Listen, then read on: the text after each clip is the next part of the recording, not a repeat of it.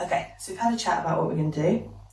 Going to chop a bit off, kind of collarbone. Yes. About there. Yeah. You were looking at a picture. Do you want to show me the...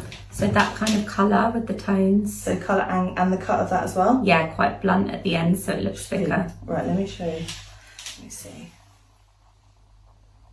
Okay, and you like that colour? Yes, quite So deep.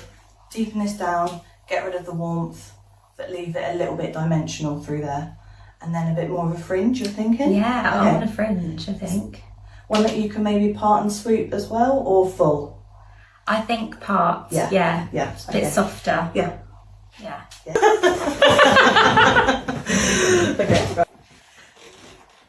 I love it. Cute, isn't it? Love it. Love the fringe. So cute.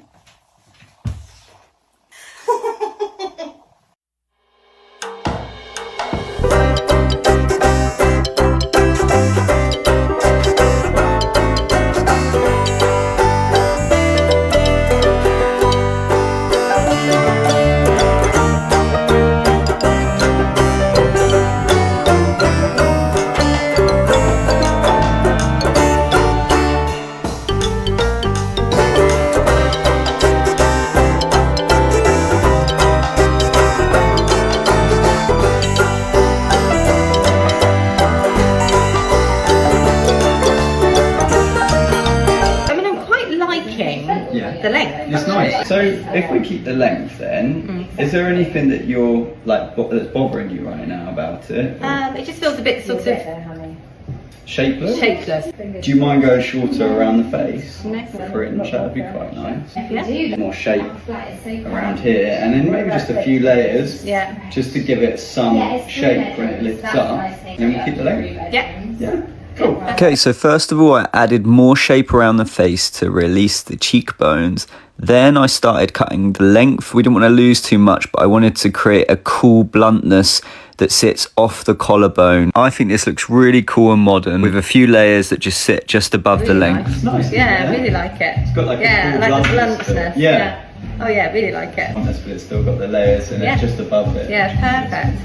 Thank you. Hello and welcome to my thickening haircut series. This is Jessica. She said that her hair was looking flat and lacking a bit of style. So I began by bringing the length up to the collarbone. Some of your hair will stop growing at this point, so cutting it to this level is a great idea for anyone trying to achieve a thick, chunky looking haircut. Next, I sliced into it. A common misconception is that this will result in a thinner looking style, when actually it has the opposite effect. It adds volume and encourages your natural wave. Moving on to the front hairline, which is often the thinnest part of your hair, I find many clients will grow the front long, thinking this will disguise the issue. I think it's more effective to cut into some shorter pieces in this area. If it's a full fringe or grown out bangs, this will really thicken your hair and also bring out your cheekbones. Win-win. Next we added some Sam McKnight lifting spray, gently dried that in on a low speed. Finished it off with some Orbay dry texturizing spray, which is great for adding volume. There we have it. I love the final result. Jessica said it feels much thicker and loves that she can just let it dry naturally. See you next time for some more thickening haircuts.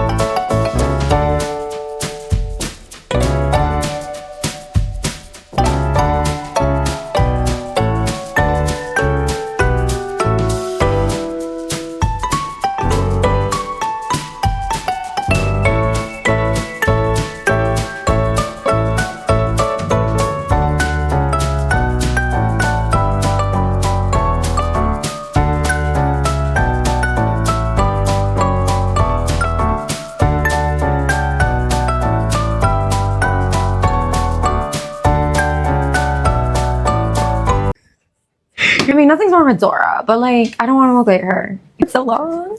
Oh goodness, it's time for a change. Removing the extensions, and then we're cutting. Like, I think it's gonna be Excited. good. Let's remove them. Okay. We'll see where your natural hair is, and then we'll decide on the cut. Perfect. I'm excited. Pull them out. Isn't that crazy? Oh my god, it's so long. And it keeps going, and that's so satisfying. Bye. It's out. It is so 22 gorgeous, though. inches. Your hair grew so much. It really did grow. Like, we all love the extensions, but we all love that moment where you just like could put a brush to your scalp like this. It feels so good. Like, right?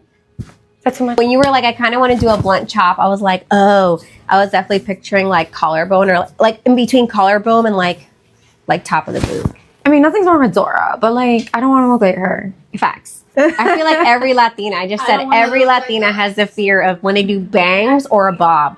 Everyone says, don't make me look like Dora. I'm thinking like right there. Yeah, let's do it. Do you want to chop it? She's like, Priscilla, you're making me do too much. Yes. Head perfectly straight. You got it. Right here. Yes, watch your hand, watch your thumb. Perfect.